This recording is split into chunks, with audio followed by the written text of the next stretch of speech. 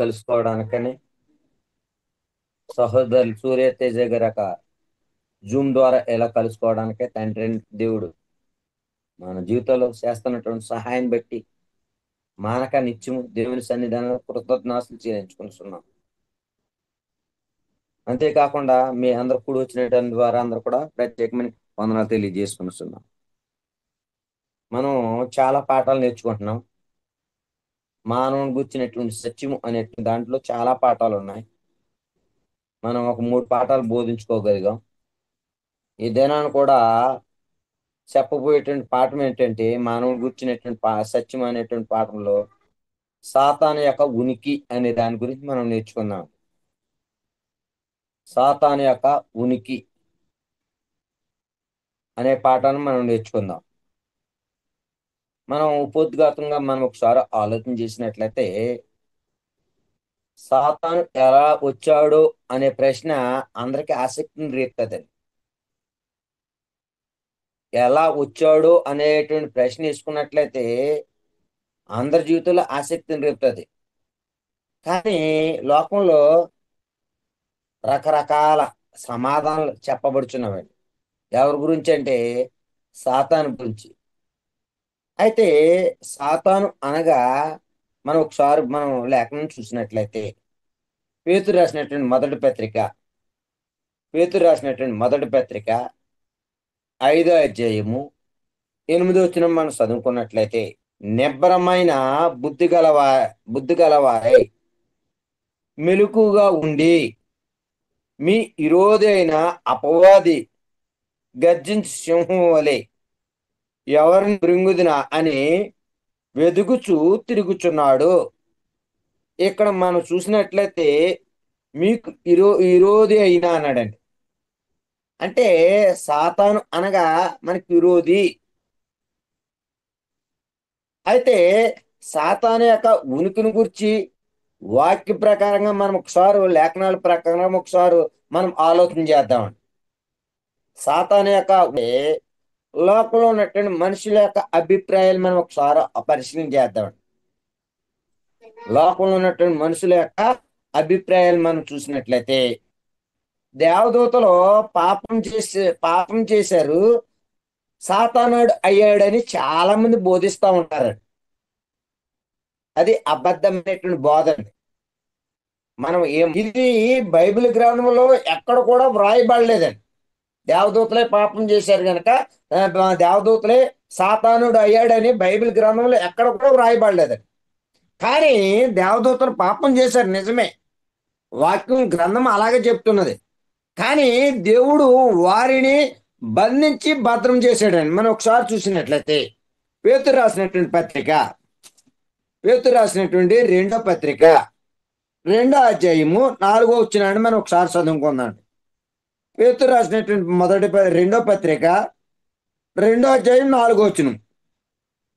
దేవదూతలు పాపం చేసినప్పుడు దేవుడును వారిని విడిచిపెట్టక పాతాళ లోకమందలి కటికి చీకటి గల బిలాములను త్రోసి తీర్పు కావలి ఉంచబడుటకు వారిని అప్పగించెను. పేతురు గారు చాలా చక్కగా మాట్లాడుతున్నారు.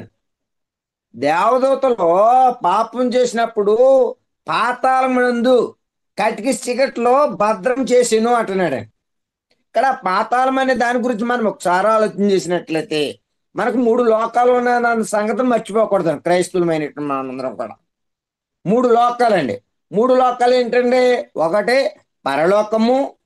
మనం ఎక్కడి నుండి వచ్చామండి? పరలోకం నుండి వచ్చినటువంటి వాళ్ళము. పరలోకం నుండి ఎక్కడికి వచ్చామండి? భూమి మీదకి వచ్చాం. భూలోకం అన్నాడండి. భూమి మీద ఒక మనిషి మరణించిన తర్వాత ఎక్కడికి వెళ్ళాలంట? పాతాళ లోకానికి వెళ్ళాలంటాడు.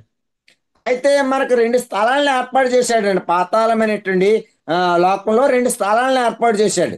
కానీ ఇక్కడ దేవదూతల పాపం చేసినందున వాళ్ళని పాతాళంలో కటికి చీకట్లో అన్నాడండి. అంటే చీకటి ఒక ప్రదేశంలో వారిని తీర్పు వరకు దేవుడు భద్రం చేశాడండి. అంతేకాదు మనం ఒకసారి వచ్చినాడు మనం చూసినట్లయితే యోధా రాసినటువంటి పత్రిక ఆరో వచ్చిన మనం చూసినట్లయితే ఓదా పత్రిక ఆరో వచ్చిన మనం ఒకసారి చూసినట్లయితే, మరియు తమ ప్రధానత్వము నిలుపుకొనక తమ నివాసస్థలమును విడిచిన దేవదూతలను మహాదినమున జరుగు తీర్పు వరకు కటికి చీకటిలో నిత్య పాశములతో ఆయన బంధించి భద్రము చేసెను. అంటే ఇక్కడ మనం లేఖనం మనం ఒకసారి చూసినట్లయితే, దేవదూతలు పాపం చేసినప్పుడు పాతాళమైనటువంటి స్థలంలో కటికి చీకట్లో తీర్పు దినం వరకు వారిని దేవుడు భద్రం చేశాడని చెప్తున్నాడండి. కొంతమంది ఏం చెప్తున్నారండి, దేవదూతలు పాపం చేసిన దేవదూతలు సాతానుడు అయ్యాడు అన్నది బైబిల్ గ్రంథంలో ఎక్కడ కూడా చెప్పబడలేదండి. అయితే రెండో పాయింట్గా లోకంలో ఎక్కువ మనుషులు ఎలాగ ఆలోచన చేస్తున్నారంటే, లూసిఫర్ అంటే సాతానుడు అని చెప్పుదురండి. లూసిఫర్ అంటే సాతానుడు అంటారండి. మనం ఒకసారి చూసినట్లయితే 14వ అధ్యాయము యెషయా గ్రంథము 14వ అధ్యాయము 12వ వచనం మనం ఒకసారి చూసినట్లయితే, యెషయా గ్రంథము 14వ అధ్యాయము 12వ వచనం మనం ఒకసారి చూసినట్లయితే, తేజో నక్షత్రమా, ఏకో చుక్క, నీవెట్లు ఆకాశం నుండి పడితివి. అంటే లూసిఫర్ అంటే ఏమని చెప్తున్నారంటే తేజో నక్షత్రం అని చెప్తున్నారు. లూసిఫర్ అంటే తేజో నక్షత్రం అంటండి. అయితే ఈ మనం ఆలోచన చేసినట్లయితే యెషయా గ్రంథము 14వ అధ్యాయము 4 నుండి 14 వచ్చినాడు మనకు చదివినట్లయితే, ఇది ఈ మాట ఎవరి గురించి చెప్పబడిందంటే బబులోను యొక్క రాజుని గురించి చెప్పబడిందండి. చదవాలంటే చాలా టైం పడుతుందండి. అన్ని వచ్చినాడు మనం చదవాలంటే చాలా టైం తీసుకుంటుందండి. యెషయా గ్రంథము 14వ అధ్యాయము 4 నుండి 14 వచ్చినాడు మనం చదువుకున్నట్లయితే అక్కడ ఎవరి గురించి చెప్పబడుతున్నదంటే, ఇక్కడ మనం చూసినట్లయితే బబులోను రాజు గురించి చెప్పబడుతుందండి. కానీ లూసిఫర్ అంటే ఒక దేవదూత అని, అతడే సాతాండని ఇలా చెప్పేటువంటి వారు చాలా మంది ఉన్నారండి.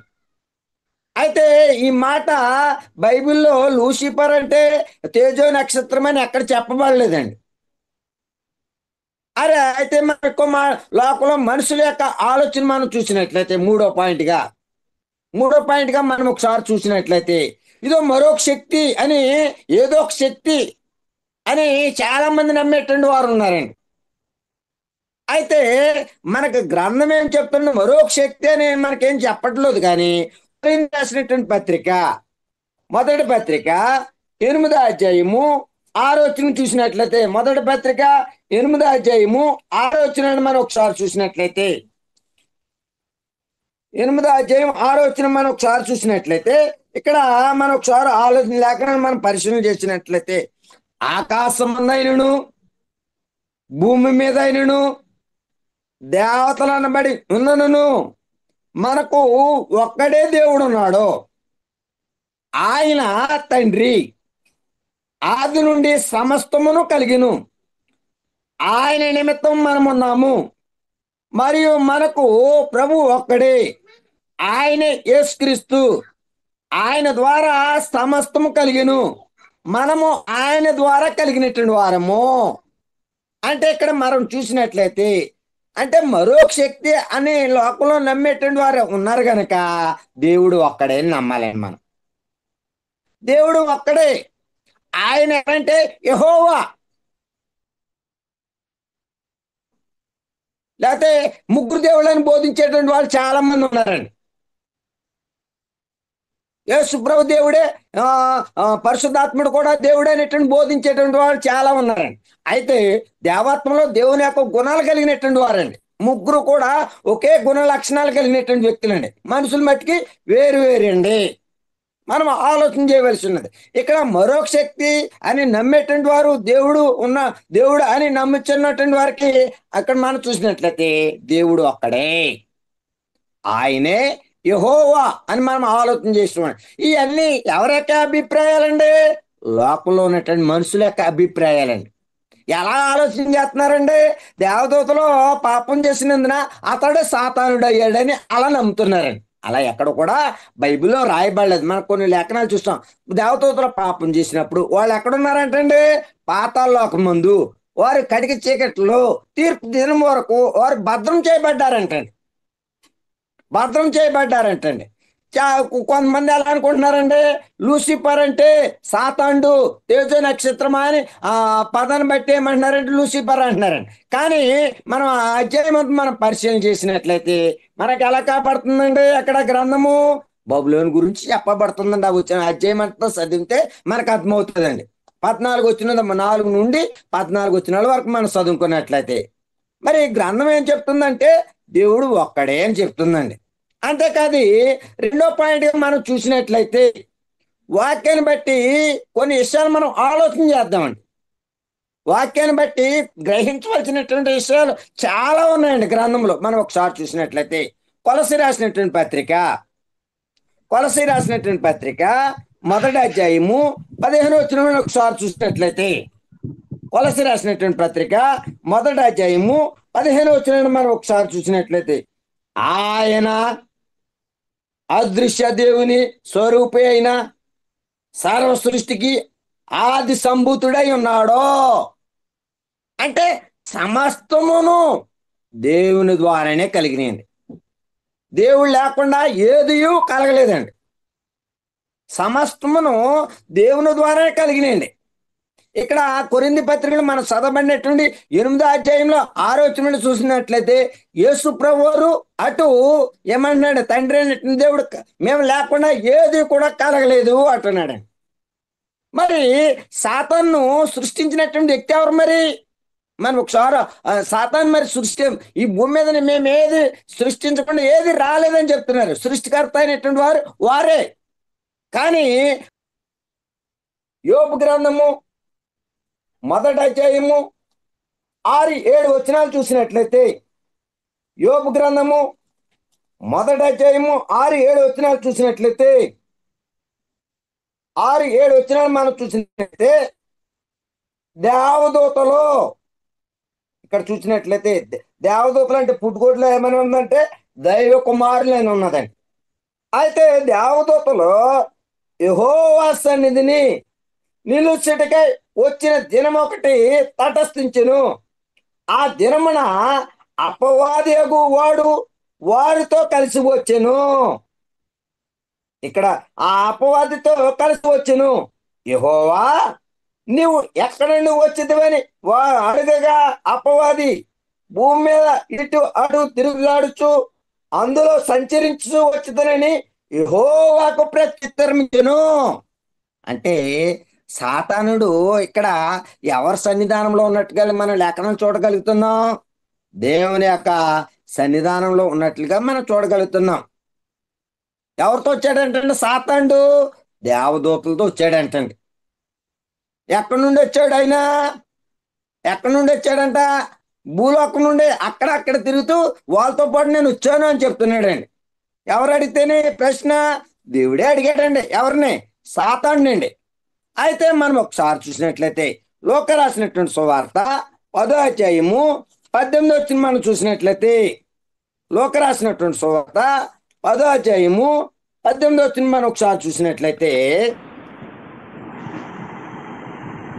10-18 మనం ఒకసారి చూసినట్లయితే ఇక్కడ ఏమంటున్నాడంటే గ్రంథం, ఆయన సాతాను మెరుపు వలె ఆకాశం నుండి పడుట చూచితిని అంటున్నాడండి.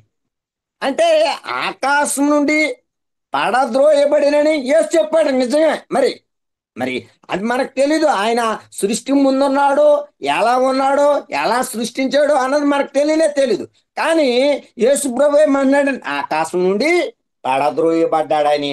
యేసు ప్రభు వారు మరి దేవుని దగ్గర నుండి వచ్చినటువంటి వాడు ఆయన. మరి ఇక్కడ మనం కొన్ని ఆకాశం నుండి పడద్రోయబడ్డాడు సాతానుడు మనం చూడగలుగుతున్నాడు. అయితే మనకు పాయింట్ మనం వాక్యాన్ని బట్టి వాక్యాన్ని ఆలోచన చేసినట్లయితే యాకోబు రాసినటువంటి పత్రిక మొదటి అధ్యాయము యాకోబు రాసినటువంటి పత్రిక మొదటి అధ్యాయం మనం ఒకసారి చూసినట్లయితే మొదటి అధ్యాయము 12-13 వచ్చినాడండి. యాకోబు రాసినటువంటి పత్రిక మొదటి అధ్యాయము 12, 13 వచ్చినది మనసు. శోధన సహించువాడు ధన్యుడు, అతడు శోధనకు నిలిచిన వాడై ప్రభువు తన్ను ప్రేమించు వారికి వాగ్దానం చేసిన జీవ కిరీటము పొందును. దేవుడు కీడీసమే శోధింపబడనేరడు, ఆయన ఎవరిని శోధింపడు గనుక ఎవడైనను శోధింపబడినప్పుడు నేను దేవుని చేత శోధింపబడుచున్నానని అనకూడదు. దేవుడు ఎవరిని కూడా శోధించడంటండి. శోధించే పని దేవునికి లేదండి అది. కానీ ఆ పని దేవుడు ఎవరికి అప్పగించాడంటండి? సాతానికి అప్పగించాడంటండి. ఎవరండి? దేవుడే. దేవుడు ఏ మనుషుల్ని కూడా శోధించడంటండి. కానీ ఆ పని చేసేటటువంటి వాడు ఎవరంటే సాతానికి అప్పగించాడని యాకోబు మాట్లాడుతున్నాడు. యేసుప్రభు తమ్ముడండి. యేసుప్రభు తమ్ముడు, సొంత సహోదరుడండి. ఆయన మాట్లాడుతున్నాడండి. అంతేకాదు, మనం ఒకసారి ఆలోచన చేసినట్లేదు, ఎక్కడి నుండి వచ్చాడు అన్నది ముఖ్యం కాదండి, ఎందుకు అన్నదే ముఖ్యమండి. మనకు తెలియదండి. మరి మనం రేపు పొద్దున చనిపోయిన తర్వాత, తీర్పు అడిగిన తర్వాత మరి దేవుని దగ్గరికి వెళ్తాం. అప్పుడు అడుగుతావు, సాతాన్ని నువ్వు ఎలా సృష్టించావు, అతను ఎక్కడి నుండి వచ్చాడు ఏంటనేది. అప్పుడు మనం అక్కడ తీర్పు తినండి మనం ఆయన దగ్గర కూర్చున్నప్పుడు ఆయన మనం అందరం కూడా అడగొచ్చు. కానీ గ్రంథం ఏం చెప్పట్లేదు మనకి ఎక్కడి నుండి వచ్చాడు అన్నది కాదు. కానీ ముఖ్యం కాదు ఎందుకు అనేది. ఆడి యొక్క స్వభావాలు ఏంటో మనం ఒకసారి మనం ఆలోచన చేయవలసింది. వాక్యాన్ని బట్టి మనం ఆలోచన చేసినట్లయితే సమస్తమును దేవుని ద్వారానే కలిగిందండి. ఇక్కడ సాతానుడు మనము యోబు గ్రంథంలో మనం ఏం చూసామండి? దేవుని యొక్క సన్నిధానంలో ఉండినట్లు మనం చూసామండి లేఖనం ప్రకారంగా. కానీ ఆ యేసు ప్రభు వచ్చి ఏమంటున్నాడండి? ఆకాశం నుండి ప్రాడదోయబడ్డాడని యేసు ప్రభు చెప్తున్నాడండి. మళ్ళా యాకోబు ఏమంటున్నాడండి? దేవుడు శోధించడండి, ఎవరిని కూడా, ఏ మనుషుడిని కూడా శోధించడంటండి. ఆ పని దేవుడు సాతానికి అప్పగించాడని మనం చూడగలుగుతున్నాం. మరి ఎక్కడి నుండి వచ్చాడో మనకు తెలియదు, కానీ ముఖ్యం కాదు. కానీ ఎందుకు అనేది ముఖ్యం. మనం ఒకసారి సాతాను యొక్క గురి లక్ష్యం ఏంటో మనం ఒకసారి మన భూమి మీద సాతాను యొక్క గురి లక్ష్యం ఏంటో మనం ఒకసారి చూసినట్లయితే ప్రకటన గ్రంథము 12వ అధ్యాయము 9వ వచనం మనం ఒకసారి చూసినట్లయితే, ప్రకటన గ్రంథము 9వ అధ్యాయము 12వ అధ్యాయం 9వ వచనం అండి. కాగా సర్వలోకమును మోసపుచ్చుచు అపవాది అను సాతానుని పేరు గల ఆది సర్పమైన ఆ మహా ఘట సర్పము పడద్రోయబడును, అది భూమి మీద పడద్రోయబడును, దాని దూతలు దానితో కూడా పడద్రోయబడిరి అన్నాడండి ఇక్కడ. అంటే ఇక్కడ సాతాను యొక్క గురి ఏంటంటే సర్వలోకమును మోసపుచ్చును. అంటే సాతానికి అనేక పేర్లు ఉన్నాయండి బైబిల్ గ్రంథంలో. బైబిల్ గ్రంథం పేర్లు రాయబడినాయండి. పేర్లు అనేక మారు పేర్లు ఉన్నాయండి. సాతానుడు అంటే అపవాదని, స్వామి, దుష్టుడని, మోసగాడని, అబద్ధకుడని, నరహంతుడని, తంత్రాలు పెట్టాడని, అనేక పేర్లు ఉన్నాయండి బైబిల్ గ్రంథంలో. అంటే ఇక్కడ మనం చూసినట్లయితే సాతాను యొక్క గురి ఏంటంటే సర్వలోకములందరూ కూడా మోసపుచ్చడం. ఏం మోసపోవడం? సృష్టికర్త అనేటువంటి దేవుణ్ణి ఎవరు కూడా గుర్తెరగకూడదు. మనము ఆయన గుణాలు ఎవరు కూడా తెలుసుకోకూడదు. తన కుమారుడిని పంపించినప్పటికీ మళ్ళా వెలుగుదోత కోసం వేసుకొని వచ్చి మోసపడుతున్నాడండి జనాల్ని. మనం అనేకమైనటువంటి విషయాలు మనం చూడగలదు. అంటే సర్వలోకంలో ఉన్నటువంటి ప్రతి మానవుని, అంటే ఒక ప్రాంతాన్ని ఎంపిక చేసుకోలేదండి ఆయన. భూమి మీద మానవుడు ఎక్కడైతే సంచారం చేస్తున్నాడో ఆ సంచారం చేసే ప్రతి స్థలంలో కూడా ఈయన ఉండి ఏం చేస్తున్నాడంటే ప్రతి మనుషుణ్ణి దేవుని యొక్క కుమారులుగా తయారవుకోకుండా చేయడమే తన ఉద్దేశం. ఆయన స్వభావాలు ధరించుకోకుండా ఉండడం అనేది మోసపుచ్చడం అండి. మనం చూసినట్లయితే మత్తయి రాసినటువంటి సువార్త 24వ అధ్యాయము 24 మనం ఒకసారి చూసినట్లయితే, మత్తయి రాసినటువంటి సువార్త 24 అధ్యాయము 24 మనం ఒకసారి పరిశీలన చేసినట్లయితే ఏమంటున్నాడు ఇక్కడ? మనం ఒకసారి ఆలోచన చేసినట్లయితే, అబద్ధ క్రీస్తులను, అబద్ధ ప్రవక్తలు వచ్చి సాధ్యమైతే ఏర్పరచబడిన వారిని సహితము మోసపుచ్చుడికై గొప్ప చీచుక్రియలను మహత్ కార్యములను కనపరిచెదురు అన్నాడు. సాతాను యొక్క గురి ఏంటంటే ఎవరొకరు మోసపుచ్చాలి ఏదో విధంగా. ఎవరి పేరున? అబద్ధ క్రీస్తులను, అబద్ధ ప్రవక్తలను. నేనే సుప్రభునని, నేనే ప్రవక్తలని ఏం చేస్తాడంటండి? అందరం సాధ్యమైనంత వరకు ఏర్పరచ మోసపుచ్చుడికై వాడు ఏం చేస్తాడంటండి? సూచక్రియలను మహత్కార్యాలు చేస్తాడంటండి. అనేక మంది ఎలా మోసపోతున్నారండి నిజంగానే. సాతాను చేసేటువంటి పనులకు మోసపోతున్నాడండి. దేవుడు స్వస్థపరిచేటువంటి వాడే, అద్భుతాలు చేయగలిగినటువంటి వాడే, సూచక్రియలు చేయగలిగినటువంటి వాడే. ఎవరెందు విశ్వాసం ఉంచినట్లయితే, దేవుని యందు విశ్వాసం ఉంచినట్లయితే వీళ్ళేం చేస్తున్నారండి? అబద్ధ క్రీస్తులు, అబద్ధ ప్రవక్తలు వచ్చి ఏర్పరచబడినటువంటి వారిని మోసపుచ్చడానికి అనేకమైనటువంటి స్వస్థతలు ఇచ్చారండి. మీరు మా దగ్గరికి రండి, మీరు మా యందు విశ్వాసం ఉంచండి, మీరు మా దగ్గరకు వచ్చినట్లయితే మీరు స్వస్థత పొందుతారు, స్వస్థపరిచేటువంటి వాళ్ళు మేమే అని ఇవాళ పబ్లిక్ గా చెప్పగలుగుతున్నారండి. వాళ్ళు ఎవరంటారండి? మనం ఆలోచన చేసినట్లయితే అబద్ధ క్రీస్తులు, అబద్ధ ప్రవక్తలు అంటారు. ఏర్పరచబడినటువంటి వారిని వీళ్ళు మోసపడతారంటండి. మోసపరిచేటువంటి వ్యక్తి ఎవరంటే సాతాండే. సాతాండు వాళ్ళ చేత కొన్ని సూచక్రియలు, అద్భుతాలు చేసి ఏం చేస్తున్నాడండి? మోసపడుతున్నాడండి. ఒకప్పుడు దేవుడు కూడా తన కుమారుడి ద్వారా పాత నిబంధన కాలంలో ఎన్నో అద్భుతాలు, ఎన్నో సూచక్రియలు చేశాడండి. ఇప్పుడు మనకే ఇవ్వబడినట్టు క్రీస్తు లాంటి వ్యక్తిత్వం, గుణాలు సాధించడానికి అవకాశం ఇచ్చాడండి. ఇప్పుడు మనకేంటి ఇచ్చాడండి? యేసుప్రభు లాంటి వ్యక్తులుగా ఆ గుణాలు సాధించడానికి మన ఇచ్చాడు. ఇక్కడ అద్భుతాలు సూచక్రియలు చేయడానికి కాదండి మనకి. వీళ్ళు ఏం చేస్తారు? ఆ గుణాలు, ఆ లక్ష్యాలను సాధించుకోకుండా ఏమున్నాయని చేస్తున్నారంటే అద్భుతాలు సూచక్రియలు చేసి దేవునికి వ్యతిరేకమైన సాతాను పనులన్నీ, సాతాను ఎలా అయితే మోసపుచ్చుతున్నాడో అలాగే మోసపుచ్చేటండి. ఆడి పని ఏంటండి? సర్వలోకంలో ఉన్నటువంటి వారందరూ మోసపుచ్చడం వాడి పని అండి.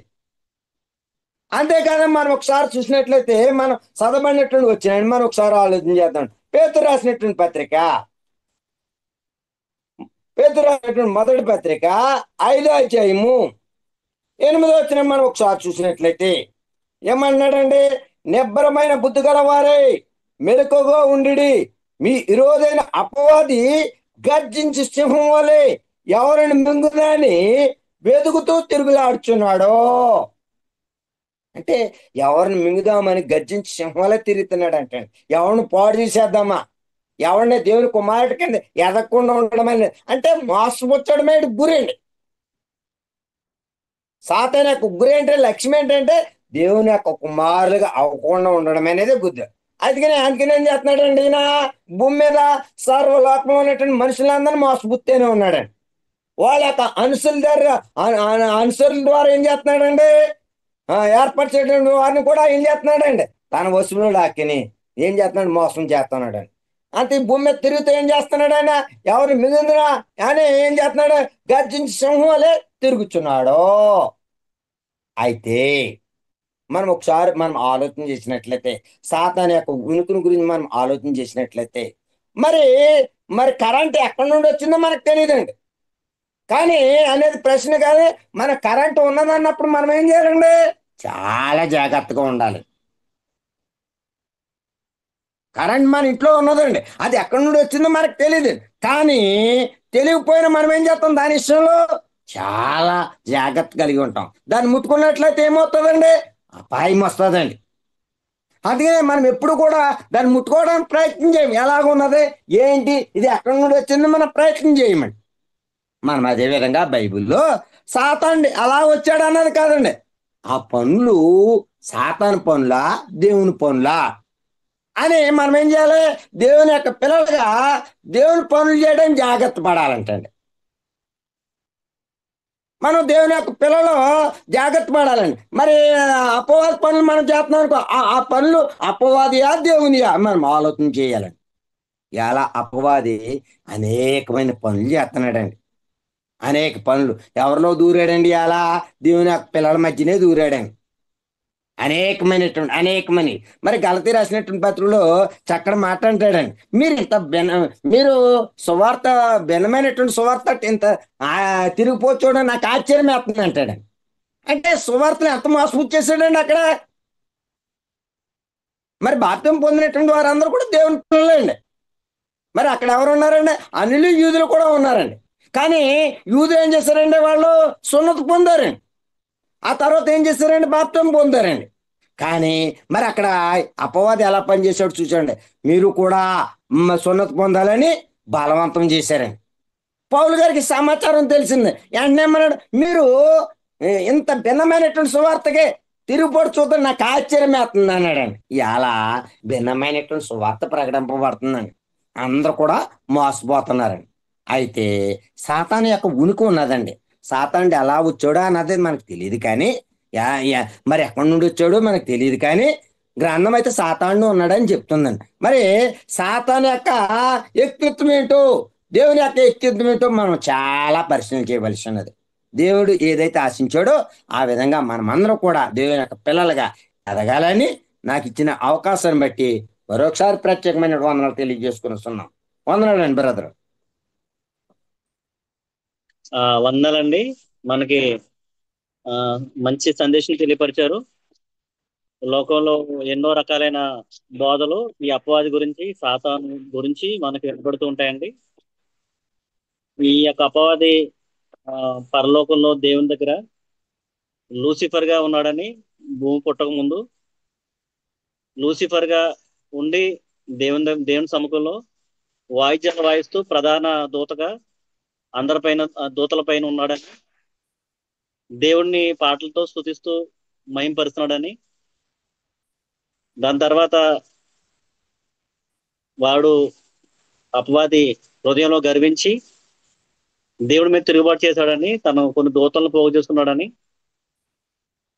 దేవుడి మీద తిరుగుబాటు చేసిన తర్వాత ఆ దేవుడితో పాటు యుద్ధం చేసి యుద్ధంలో ఓడిపోయాడని, పరలోకం నుంచి భూమి మీద గంట వేయబడ్డాడని, వాడే అపవాదని కల్పిత మాటలు, గ్రంథంలో లేని మాటలు చెప్తూ ఉంటారండి. అవి అవాస్తవం అండి. అది యెషయా గ్రంథంలో 14 అధ్యాయంలో చెప్పబడిన మాటలు, బబులోను రాజు గురించి చెప్పబడిన మాటలు తప్ప ఇది అపవాదికి గురించి చెప్పబడిన మాటలు కాదన్న విషయాన్ని మనం గమనించుకోవాలి. ఎందుకంటే అక్కడ బబులోను రాజుని దేవుడు నిలబెట్టుకున్నాడు. బబులోను రాజుని దేవుడు హెచ్చించాడండి.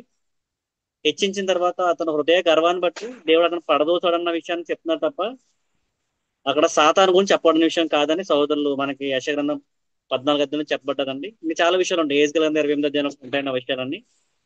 అందుకే అపవాది గురించి, సాతాను గురించి రకరకాలైన భూమి మీద ఉన్నప్పటికీ అపవాది సంబంధించిన కాదన్న విషయాన్ని మనం గ్రహించాలన్నమాట. అపవాది దేవదూత కాదు, అంటే పరలోకం నుంచి గెంటి వేయబడలేదు, అంటే లూసిఫర్ కాదు అన్న విషయాన్ని కూడా మనం తెలుసుకోవాలండి. ఆ లూసిఫర్ అన్న మాట, వేకువ చుక్క అన్న మాట యేసు ప్రభు వారు కూడా ఉందండి ప్రార్థన గ్రంథం 22 అధ్యాయంలో. ఆ లూసిఫర్ అంటే ఉదయాన్నే వేకువ చుక్క, అంటే మార్నింగ్ స్టార్ అంటారు అన్నమాట. మార్నింగ్ స్టార్ అంటే లూసిఫర్ అంటారండి ఇంగ్లీష్ లో. అంటే వేకువ చుక్క అన్నారు అనమాట. అంటే వేకువ చుక్క అంటే అలా అంతలా ఉదయించామని బబులోను రాజు గురించి చెప్తాను అనమాట. అంత గొప్పగా వెలిసావు నువ్వు, పగలు కూడా కనిపించే అంత గొప్పగా వెలిసే నక్షత్రంగా నువ్వు కనపడ్డావు, కానీ నీ హృదయ గర్వాన్ని బట్టి పడిపోయావని బబులోను చక్రవర్తి గురించి మాట్లాడమాట. అంటే అపవాది గురించి మాట్లాడిన మాటలు కాదు. చాలా మంది లూసిఫర్ అని, చాలా మంది అపవాది అనుకుంటారు లూసిఫర్ అంటే. ఆ వేకువ చుక్క అనే పేరు కూడా యేసు ప్రభు కూడా ఉందండి. అందుకే అపవాది గురించి అపోహలు ఉండకుండా చక్కని విషయాలు మనకి 4-5 పాయింట్లు, పడిపోయిన దేవదూతల గురించి మాట్లాడిన పాయింట్లు, లూసిఫర్ గురించి మాటలు, మరో శక్తి అన్న మాటలు, ఇంకా అపవాది చేసే కార్యక్రమాలు మనకి చక్కగా వివరించారని సహోదరులు. అందుకే అపవాదిని గురించి మనం చాలా బైబిల్ ఏం చెప్తుంది అన్న విషయం మనం తెలుసుకోవాలి. అందులో ఏంటంటే అపవాది మొదట్లో మంచోడు అన్నారంటే తర్వాత చెడిపోయారు అంటారండి. కానీ యోహాను రాసిన సువార్త 10వ అధ్యాయం 44 ఏమంటారంటే వాడు ఆది నుంచి వాడు ఆది నుంచి నరహంతకుడు అంటారండి. ఆది నుంచి అంటే ప్రారంభం నుంచి అండి, ఫ్రమ్ ద డే వన్ వాడు మంచోడు కాదండి. అంటే మీరు మీ అపవాది పిల్లలు, మీకు మీ అపవాది తండ్రి వాడి ఆది నుంచి నరహంతకుడైన ఉంటాడు. ఆది నుంచి అంటే ప్రారంభం నుంచి. ఇంక ముందు మంచోడు తర్వాత చెడ్డోడు అంటే కాదండి. అందుకని మనం ఈ అపవాది గురించి మనం తప్పుడు భావన వెళ్లకుండా గ్రంథం ఏం చెప్తుంది ఆ విషయాన్ని మనం కొన్ని విషయాలు క్రోడీకరించి చెప్పిన సహోదరులు గిరిబాబు గారికి నిండి వందాలని. థ్యాంక్ యూ వెరీ మచ్ అండి.